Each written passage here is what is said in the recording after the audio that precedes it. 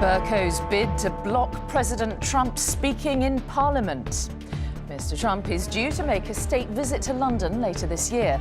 The Commons Speaker says he is strongly opposed to him addressing MPs and peers. I would not wish to issue an invitation to President Trump to speak in the Royal Gallery. Also tonight, how the government's planning to crack down on so-called health tourism. Holidaymakers tell the Tunisia terror inquest they would never have gone there had they been told of the risks. And royal gun salutes mark 65 years, the Queen's Sapphire Jubilee.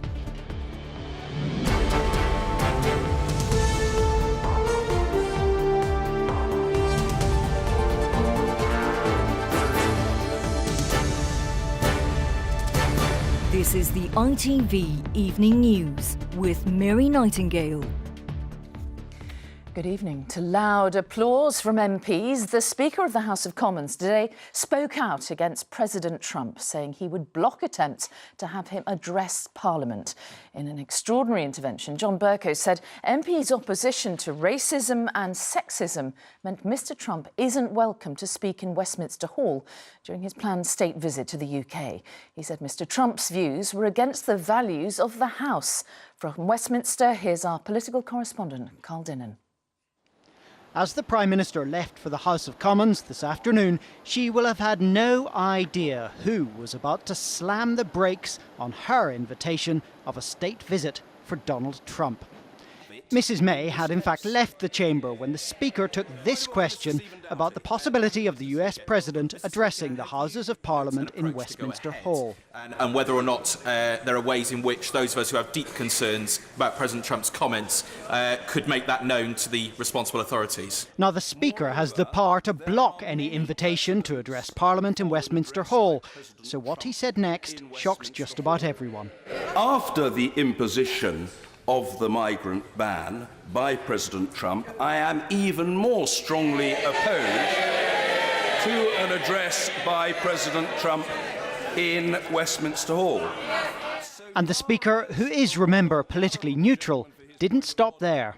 As far as this place is concerned, I feel very strongly that our opposition to racism and to sexism and our support for equality before the law and an independent judiciary are hugely important considerations in the House of Commons.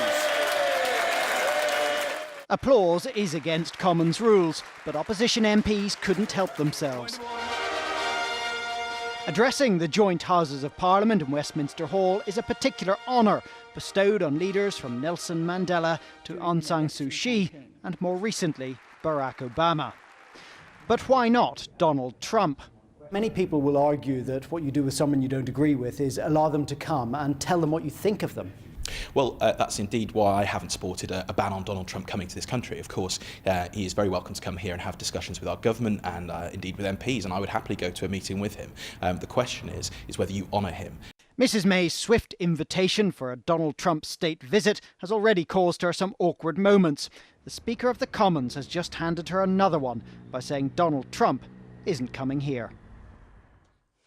Well, Carl, a pretty extraordinary intervention from the Speaker. He's clearly strongly opposed to any speech from President Trump, but can he actually stop it from happening? Well, yes, I think he can. He can certainly stop the American president coming to Westminster Hall for the great honour of addressing both Houses of Parliament. The other option is the Royal Gallery, but that's by convention in reply to invitation from both the Speakers of the Commons and the Lords. So it seems to me that he can block that too. Now, just in the past few minutes, we've had a statement from Number 10. It's very terse. They just say, we have been clear about our views on the visit. We will discuss the itinerary in due course. And that's it. Now, just to be clear, the state invitation didn't include necessarily an invitation to come here to Parliament, but this is nevertheless extremely embarrassing for the Prime Minister, who invited the US President to come here to meet the Queen so very quickly and has now been told by the Speaker of the House of Commons that because of his racism and sexism, he isn't a fit person to come here to this palace, the Palace of Westminster. So a difficult one for the Prime Minister, and not an intervention she'll have welcomed from John Bercow, the Speaker of the House of Commons. All right, Carl Dinnan in Westminster, thank you. Well, President Trump is facing more immediate concerns at home, battling with judges and the courts over his travel ban. Today, he insisted people want border security and extreme vetting to stop terrorists.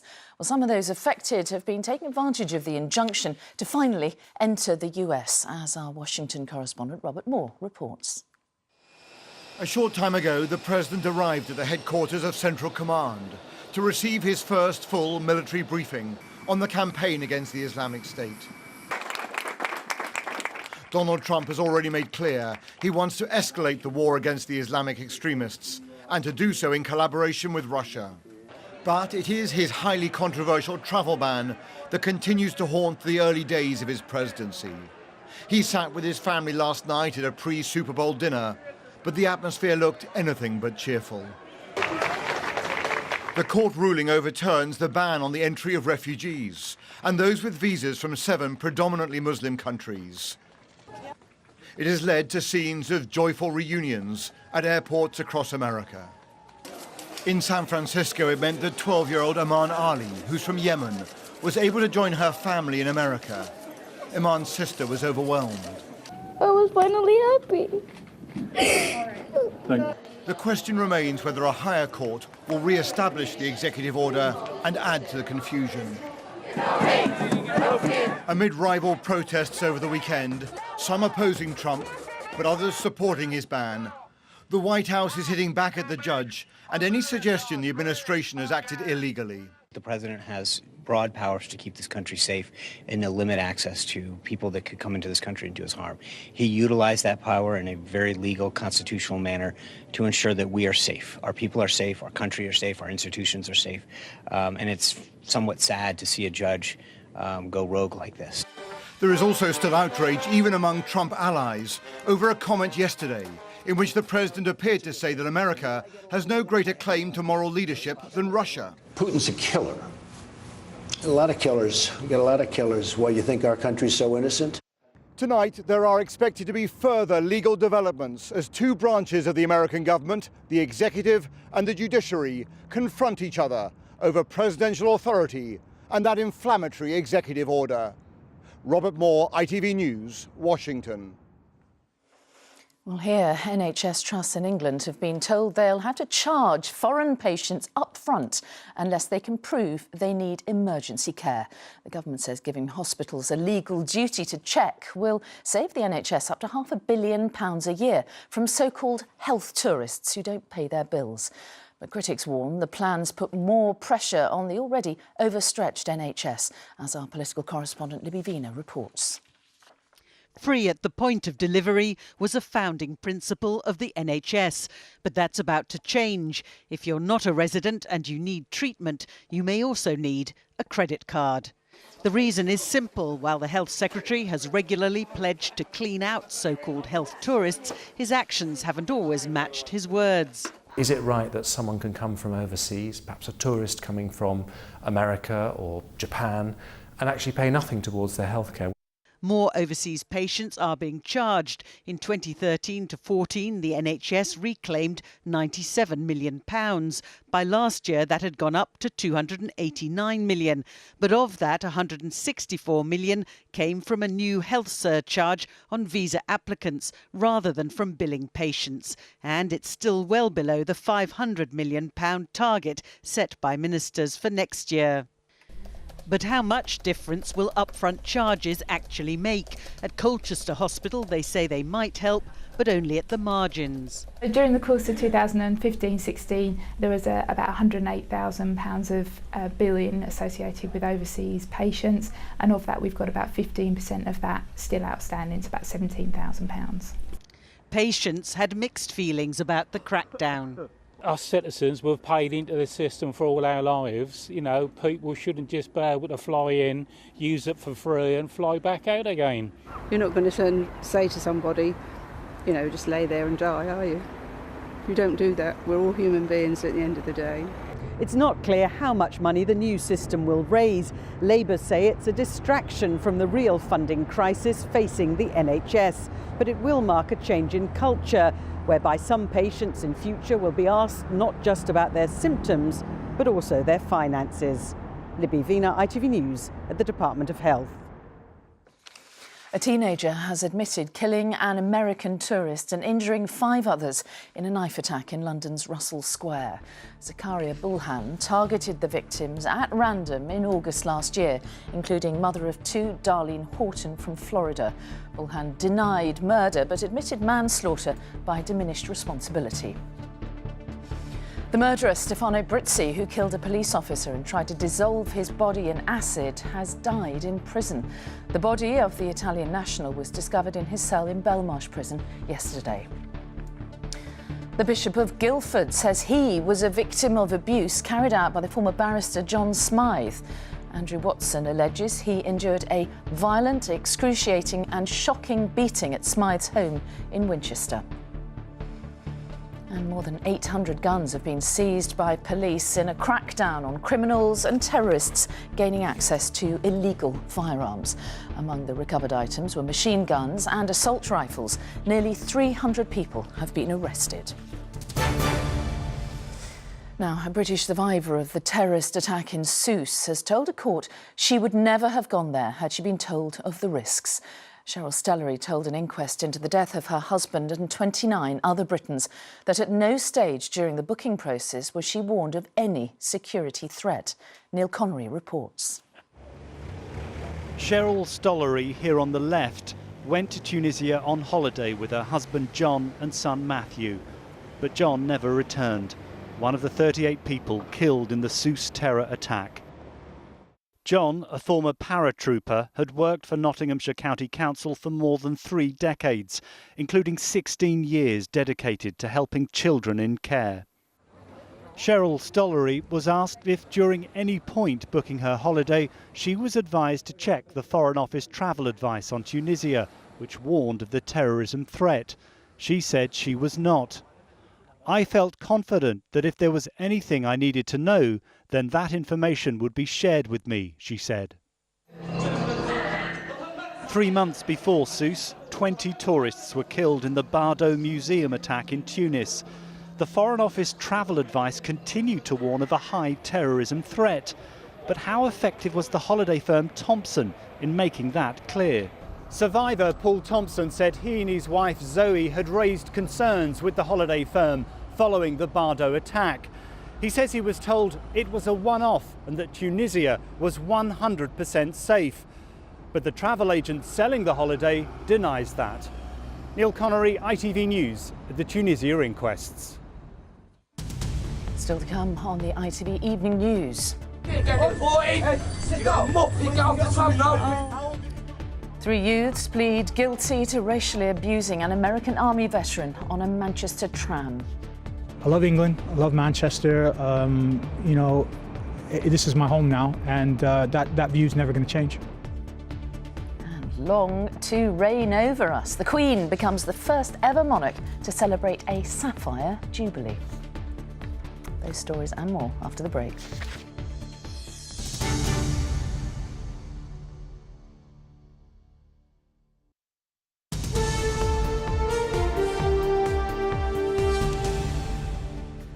And welcome back. 3 Vauxhall bosses admitted to MPs today that they hadn't met a single owner of a faulty Zafira that had caught fire. They also told a Commons inquiry into the fires that tens of thousands of owners still haven't been traced. As our consumer editor, Chris Choi, reports. After hundreds of fires, thousands of Vauxhall Zafira owners have been living in fear of this. But today, MPs on the Transport Select Committee were told that not one of the 3 executives before them had ever actually met owners affected by this. None of you have thought to take half a day to meet any of the people who've been affected by it. Just a couple of hours. Okay. Later came an apology. Some of these people's children, for example, don't want to go in a car again. Some people have had their homes damaged as a result of this. But what we really What I personally would like to state is I'm very sorry for the even frightening experience that our customers have gone through. Almost 235,000 vehicles are affected by two separate recalls of the Zafira B, which started in December 2015. Today, the company said more than 57,000 are still to be traced and repaired, though Vauxhall believes some may no longer be in use. The firm says there have been 287 fires. The motor manufacturer says it sent over 1 million letters trying to trace all affected vehicles. But owners are alarmed that so many could still be on the road. It's so worrying because it's not obvious before these cars go up that they're about to do it. Unless the heater stops working, that's the only sign that there is. If you had a vehicle like this involved in a major safety recall, you'd want to know about it as soon as possible. Today, Vauxhall call for changes so that when you take a car for an MOT or get it taxed, you be alerted to these dangers. And this afternoon, the Driver and Vehicle Standards Agency said it's had to chase Vauxhall for important information. There is still a risk of fire in some Zafira models. Chris Choi, ITV News. A US Army veteran who was racially abused after he confronted a gang on a Manchester tram has told ITV News he will always stand up for what he believes is right. Juan Hasso was subjected to a torrent of abuse just days after the Brexit vote last year. Today, 2 young men and a 16-year-old boy admitted attacking him and 2 other people on a rampage through the city. From court, Damon Green reports. Don't chat, you know, how old are you? An outburst of vile racist abuse on a packed tram in Manchester city centre in front of shocked families and commuters. Caught on a mobile phone, the moment 3 drunken youths picked on American ex-serviceman Juan Hasso, a UK resident, and singled him out with insults and threats of violence, simply because he'd stood up to them over their behaviour. Today, 20-year-old Robert Malloy pleaded guilty to charges of abuse and assault at Manchester Magistrates Court, along with 19-year-old Aaron Corky and a 16-year-old who can't be identified. The court heard that the 3 men had been drinking all night and were swearing at the passengers on the tram. Mr. Hasso intervened to ask them to moderate their language. They called him an immigrant, told him to go back to his own country and invited him to step off the tram to have a fight. Speaking after today's guilty pleas, Mr. Hasso spoke of his sadness at being singled out in a place he calls home. For them to react as aggressively as they did, for me just asking them to watch their language, and obviously the things that they said to me, names I was called and things, made me very angry. I love it here still. You know, I love England, I love Manchester. You know, this is my home now, and that view's never going to change. Do you regret it? What? Do you regret what you did? Even after pleading guilty, Robert Malloy insisted outside court he had nothing to be ashamed of. He and the 2 others will learn their sentences tomorrow. Damon Green, ITV News in Manchester. Let's have a quick look at sport now. And Alistair Cook has stepped down as captain of England's cricket team after a record 59 matches in charge. The Essex batsman took up the role in 2012 and led the team to Ashes victories in 2013 and 2015. Joe Root is the favourite to replace him. Great Britain has reached the Davis Cup quarter-finals thanks to a loss of temper by the Canadian Denis Shapovalov. The 17-year-old smashed a ball away in frustration, hitting the umpire in the face. His actions mean Great Britain go through to face France in April's quarter-finals. And finally, the Queen made history today, becoming the first British monarch to reach their Sapphire Jubilee. Elizabeth II has now reigned for 65 years, a landmark celebrated with gun salutes across Britain, new royal coins and stamps. But the day is tinged with sadness for the Queen herself, as it also, of course, marks the death of her father, George VI. Here's Paul Davis. It is a celebration without precedent, marked with a horse-drawn procession of First World War artillery in the park just outside Buckingham Palace. A noisy gun salute for the record-breaking monarch, honouring yet another unique milestone passed.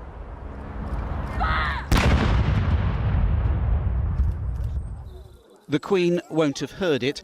She is spending this time quietly at Sandringham. She's seen here yesterday accepting flowers and best wishes after attending church with the Duke of Edinburgh.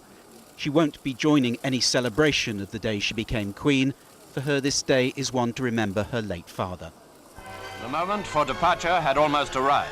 On the 4th of February 1952, when the young princess and her husband set off on a Commonwealth tour, King George VI had waved them off. 2 days later, he died. And it was as Queen Elizabeth II that his daughter, in mourning, immediately returned to Britain.